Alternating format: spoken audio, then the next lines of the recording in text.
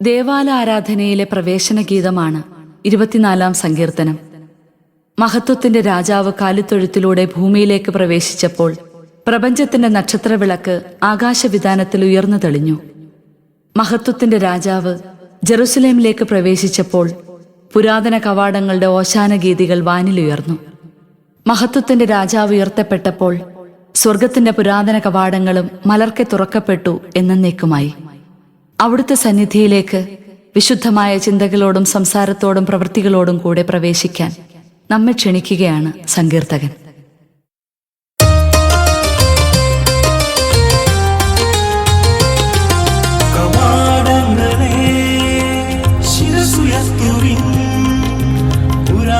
കവാടങ്ങളെ ഉയർന്നു നിൽക്കുവിൻ, മഹത്വത്തിന്റെ രാജാവ് പ്രവേശിക്കട്ടെ.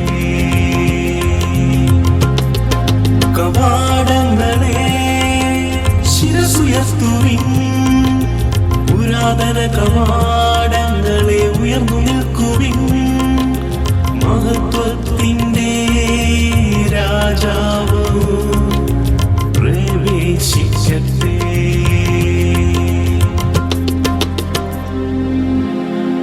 ഭൂമിയും അതിലെ സമസ്ത വസ്തുക്കളും,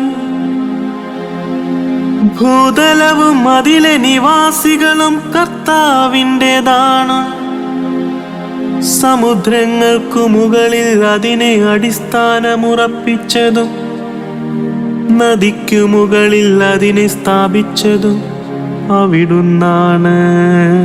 കവാടങ്ങളെ ശിരസുയർത്തുവിൻ, പുരാതന കവാടങ്ങളെ ഉയർന്നു നിൽക്കുവിൻ, മഹത്വത്തിന്റെ രാജാവ് പ്രവേശിക്കട്ടെ.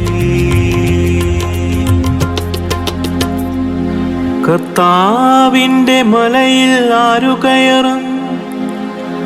അവിടുത്തെ വിശുദ്ധ സ്ഥലത്ത് ആരു നിൽക്കും? കളങ്കമറ്റ കൈകളും നിർമ്മലമായ ഹൃദയവുമുള്ളവൻ, മിഥ്യയുടെ മേൽ മനസ്സു പതിക്കാത്തവനും കള്ളസത്യം ചെയ്യാത്തവനും തന്നെ.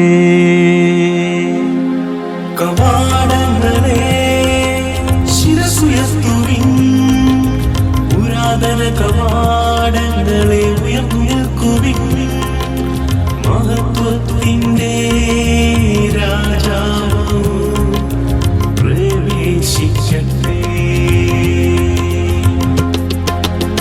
അവന്റെ മേൽ കർത്താവ് അനുഗ്രഹം ചൊരിയും.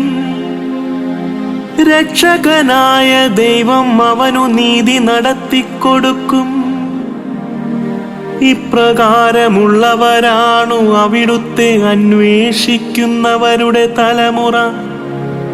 അവരാണു യാക്കോബിന്റെ ദൈവത്തെ തേടുന്നത്.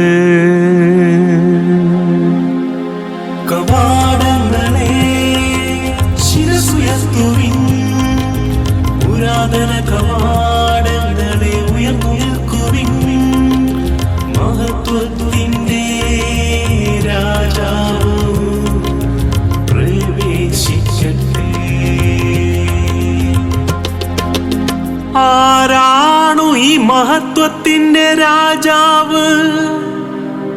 പ്രബലനും ശക്തനുമായ കർത്താവ്, യുദ്ധവീരനായ കർത്താവു തന്നെ. കവാടങ്ങളെ ശിരസുയർത്തുവിൻ, പുരാതന കവാടങ്ങളെ ഉയർന്നു നിൽക്കുവിൻ, മഹത്വത്തിന്റെ രാജാവ് പ്രവേശിക്കട്ടെ. കവാടങ്ങളെ ശിരസുയർത്തുവിൻ, പുരാതന കവാടങ്ങളെ ഉയർന്നു നിൽക്കുവിൻ, മഹത്വത്തിന്റെ രാജാവ് പ്രവേശിക്കട്ടെ. ആരാണു ഈ മഹത്വത്തിന്റെ രാജാവ്?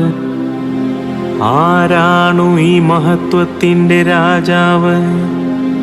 സൈന്യങ്ങളുടെ കർത്താവു തന്നെ, അവിടുന്നാണ് മഹത്വത്തിൻ്റെ രാജാവ്.